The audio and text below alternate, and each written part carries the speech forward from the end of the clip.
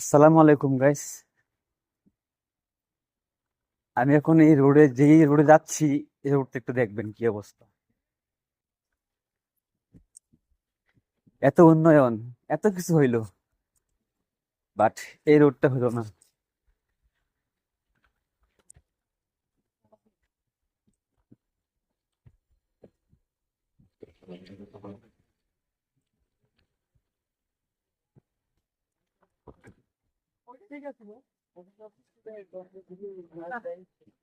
এই রোডে প্রায় সব কাজই শেষ, মানে আমার জানা মতো এই ওয়ার্ডের মধ্যে সব কাজই শেষ।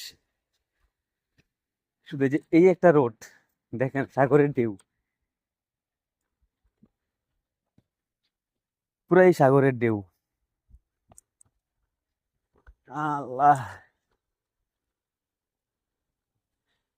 আমি বুঝতে পারি নাই যে এই রোডটা কেন হয় নাই, কি জন্য হয় নাই, কার কারণে হয় নাই।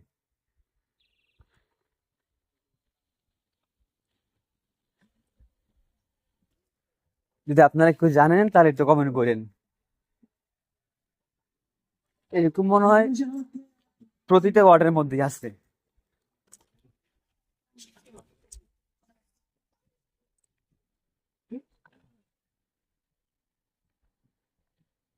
প্রতিটা ওয়ার্ডের মধ্যে এরকম থাকতে পারে যে সব রাস্তায় হয়, কিছু কিছু রোড হয় না। এই একটা রোড 20 বছর আগে যা দেখছি ওইটা ওইরকমই ছিল, বাট এটা আস্তে আস্তে ভাঙতে ভাঙতে এই অবস্থা হয়েছে।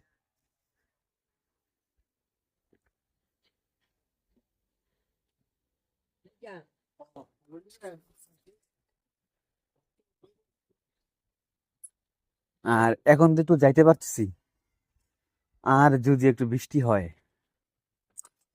তাহলে শেষ। এই রাস্তাটা হাঁটার উপযোগী না। এরকম রাস্তা অনেক আছে। আমি এখন যাচ্ছি হচ্ছে এক ওয়ার্ড থেকে আরেক ওয়ার্ডে যাবো একটা কাজের জন্য। ওই যে ওয়ার্ডে কিছু কিছু রাস্তা আছে আপনার, মানে পুরো 4 কিলো 5 কিলো রাস্তা হয়ে গেছে, মাঝখান দিয়ে মনে করেন যে 20 গজ 30 গজ রাস্তা হয় না।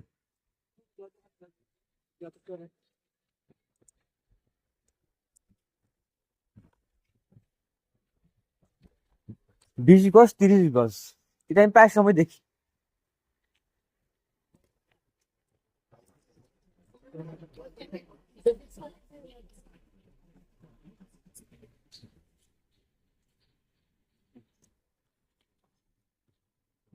রাস্তার মধ্যে ফালাইছে হচ্ছে কাঁচরা বলে এদেরকে। এই যে রড মিল, রড মিলের মধ্যে যে কাঁচরা গুলো পাওয়া যায়, এগুলো আবার হেরা বিক্রি করে প্রতিটা 700 600 টাকা।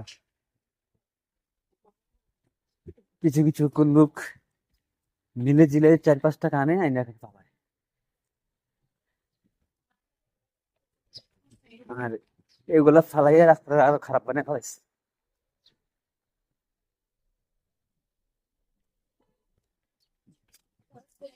যা দেখতেছেন সব হচ্ছে কাঁচরা, রড মিলের কাঁচরা। আর এগুলো সবগুলো হচ্ছে আনোয়ার ইস্পাত।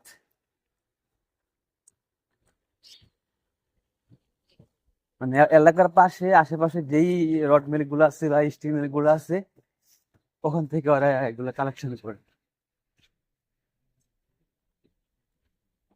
দেখছেন প্রায় 1.5 কিলো রাস্তা,